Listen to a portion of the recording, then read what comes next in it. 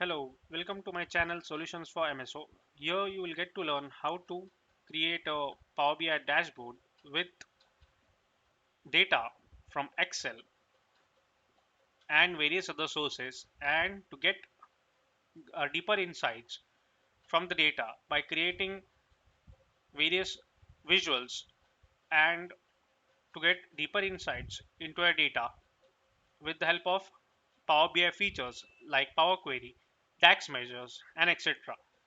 So in this dashboard, you can click on anywhere in the visuals and it will take you to a grassroots level insight.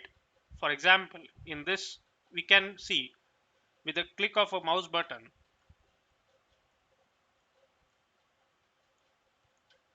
we can get into a particular place, or we can select any particular year and get deeper insight of our data.